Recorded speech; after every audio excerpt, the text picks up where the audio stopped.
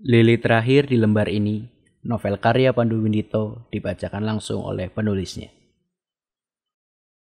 Matahari kembali terbit.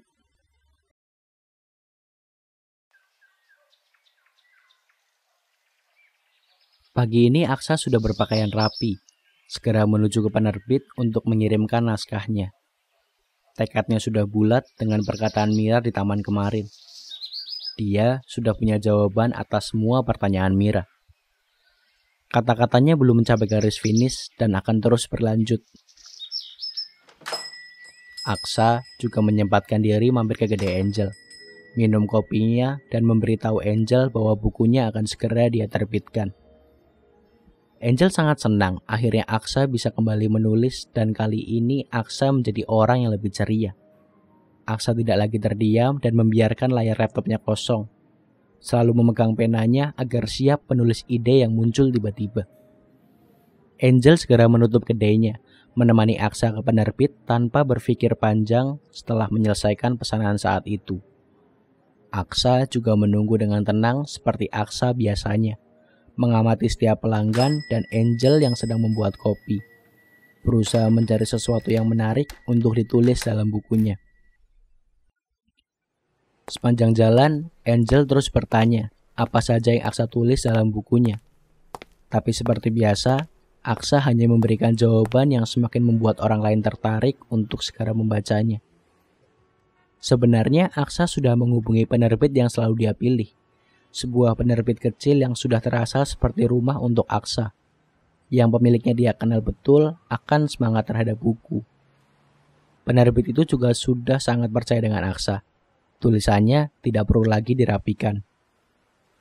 Penerbit itu juga selalu setia menunggu Aksa pulang. Mereka yakin Aksa akan kembali lagi sebelum dia berpamitan.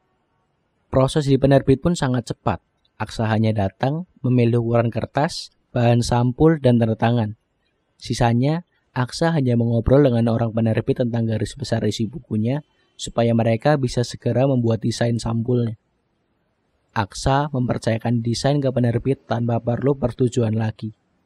Paling tidak, hari itu Aksa bisa membawa satu contoh bukunya. Sembari menunggu, Aksa mengajak Angel berkeliling ke sekitar gedung penerbit itu. Kebetulan letaknya ada di tengah kota.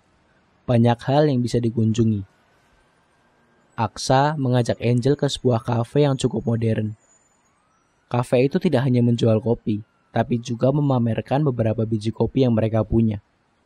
Pembeli juga bisa meminta ingin dibuatkan kopi dari biji yang mana. Angel sangat senang, dia bisa menghabiskan waktu berjam-jam melihat semua biji kopi di sana dan mengobrol dengan baristanya. Sedangkan Aksa bisa menikmati waktu, duduk dekat jendela, memperhatikan sisi kafe dan orang yang berlalu lalang di jalanan. Cara yang Aksa biasa lakukan untuk mencari ide tulisannya. Siang itu terasa sangat cepat untuk mereka berdua, bahkan mereka tidak merasa menunggu buku Aksa dicetak. Setelah penerbit menelepon, Aksa segera kembali ke penerbit untuk mengambil anak barunya sebelum pergi ke rumah sakit tempat Mira dirawat. Aksa, orang yang akan selalu menepati perkataannya. Aksa juga ingin membuktikan dirinya bukan orang yang terkurung dalam lingkaran mastodon dan serigala. Dia bukan orang yang tersenyum karena bersandiwara, tapi senyumnya adalah sebuah sikap. Dengan sangat percaya diri, Aksa berjalan membawa cetakan pertama bukunya yang bahkan satu-satunya. Belum ada orang lain yang pernah memegangnya. Tapi begitu Aksa membuka pintu kamar, Mira sedang tertidur. Dia beristirahat setelah seharian menjalani terapi jalan. Aksa menaruh bukunya di meja Mira, di sebelah vas berisi bunga lili yang dia bawa sebelumnya. Bunga itu masih segar, walaupun ada beberapa bunga tambahan dalam vas yang sama. Mira terlihat sangat merawatnya hingga seisi ruangan dipenuhi wangi bunga. Walaupun bercampur dengan wangi bunga lainnya, wangi itu malah makin menyegarkan. Walaupun Aksa minta untuk menjenguk Mira dulu sebelum pulang, Angel tidak merasakan cemburu. Bagaimanapun, Mira sudah menjadi teman mereka. Selain itu, Angel juga bisa melihat Aksa kembali menjadi dirinya sendiri tanpa ada beban sama sekali di wajahnya. Hidupnya seakan disinari matahari kembali, meruntuhkan tembok yang membatasi Aksa untuk menulis.